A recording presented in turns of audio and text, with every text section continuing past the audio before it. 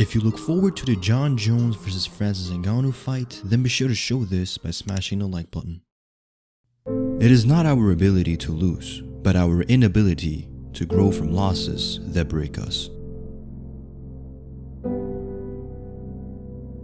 In the case of the Predator, Francis Ngannou, he suffered a soul-crushing beating at the hands of champion Stipe Miocic in their first outing.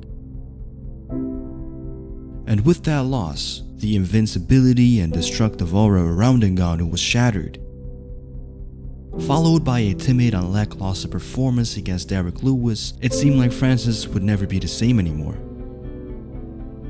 Until Francis broke the mental barrier and regained his confidence after destroying Curtis Blades, and from there, business resumed as he was defeating and crushing his opponents left and right. And it only seemed to be a matter of time before revenge was served. Going into his rematch with champion Stipe Miocic, Francis completely destroyed Stipe and was crowned the new heavyweight king. However, as it always has been, there are challengers lurking in the shadows, waiting to strike. This challenger, however, is one of a kind. He is the greatest light heavyweight champion of all time, Jon Bones Jones. And on the surface, there seems to be no hope that Jones can defeat the seemingly unbeatable Ngannou. But if he does, Jon Jones will become truly the greatest of all time. Ultimately, it is time that will tell the tale of these two fighters. Until then, I thank you for joining me once again, and welcome back to Keenan K TV.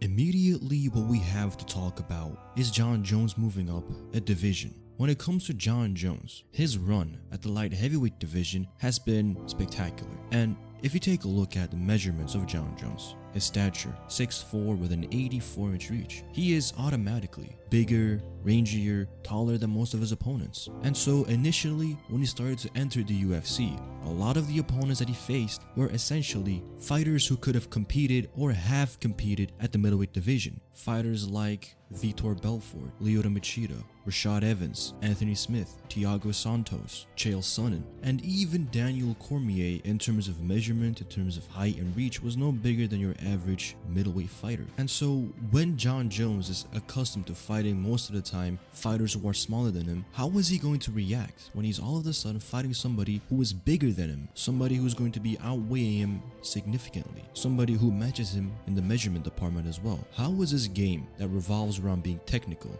being on the outside and ahead of the opponent, how was that type of a game plan going to fare up against Francis Ngannou? Because if you take a look at Jon Jones' last two performances, you may say that, okay, they looked flat. He has looked better before. But to Jon Jones' credit, he has beaten these opponents. And when you take a look at Dominic Reyes or Thiago Santos early on, they were able to go ahead and win a few rounds and do well when they themselves were on the outside and making Jon Jones chase them down. Jon Jones is not an opponent who is very well at coming forward and connecting with significant strikes against you up against the fence. He's not really about that. He is about you coming into him and him using his reach and range onto you. So in that regard, it is no surprise that they did well initially, just like Alexander Gustafsson did well against Jon Jones initially as well. But one thing is for certain, Jon Jones is not going to have to chase down Francis Ngannou. Francis will take the center of the octagon. He will back up Jon Jones, and he will play into the game that Jon Jones likes to play. However, this is not a game where Jon Jones has the immediate natural advantage in, and that is immediately the turning point of everything. Regardless of skill, regardless of anything, Jon was automatically already winning when he was fighting these guys who were shorter than him, just naturally speaking, just in measurements alone. And then on top of everything, he was so skilled, so smart, that he was completely just able to outzone them round after round. But now he doesn't have that, and now he has to solely depend on his skills. And I've oftentimes said this, when it comes to these tall and rangy fighters, when they move up,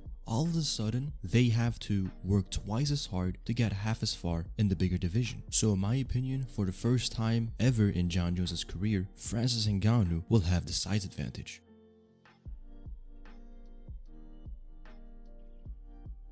At this current stage of Francis Ngannou's career, he is better than ever before. He has learned from his loss against Stipe Miocic and Derrick Lewis, and he has become a way better fighter. He has been able to trim down and lean down a little bit and come in lighter than he usually was. He has expanded his arsenal and has become a way better counterpuncher, has way better leg kicks now as well, and seems to have fixed for the most part his ability to pace himself and go a longer fight. It doesn't necessarily mean that he's ready to go 5 rounds at a high pace. However, I do believe that at this stage of Ngannou's career, he's more ready than ever before to go a longer fight. And that is a very crucial factor going into a Jon Jones fight. Jon, previously against many of his opponents, he has been able to compete against them in a close round. But he has shown that he has been able to adapt and overcome all sorts of adversity, and he has also been able to outpace his opponents for the most part as well. So Ngannou has to be really aware. But let us now move over to the most important part and reason why Ngannou can beat Jon Jones.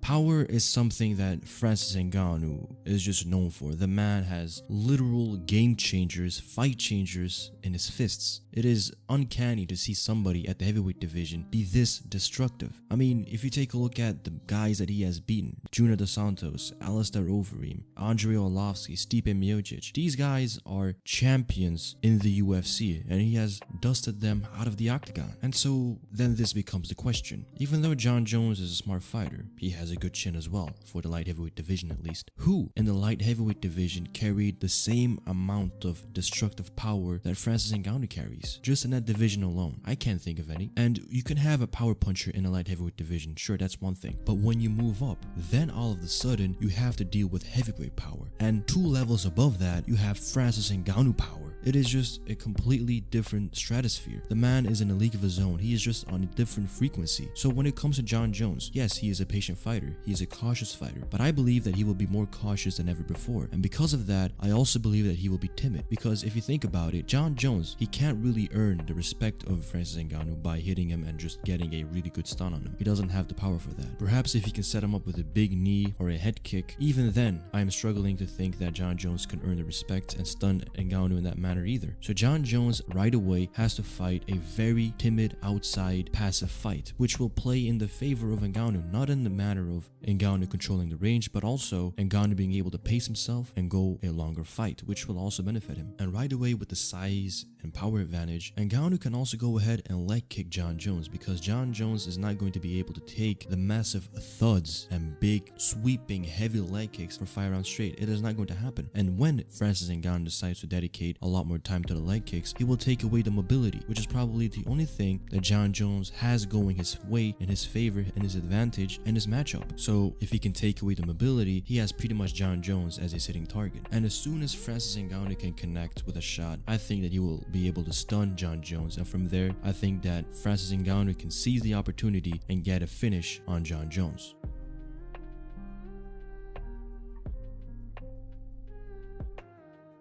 And now also that Jon Jones is older, he is going to become naturally slower as well. But when you take him and move him up and make him heavier, he will become even more slow. And as a fighter ages, one starts to question their durability. Now granted, Jon Jones has barely taken any real damage inside the octagon, so I don't really think he's going to be a chinny fighter by any means necessary. But you don't have to be a chinny fighter to get knocked out by Francis Ngannou. So ultimately, in the end, only time will tell what will truly happen. For now, this was why Francis the Predator Ngannou can defeat Jon Bones Jones. Leave in the comment section down below who you think will win come fight night.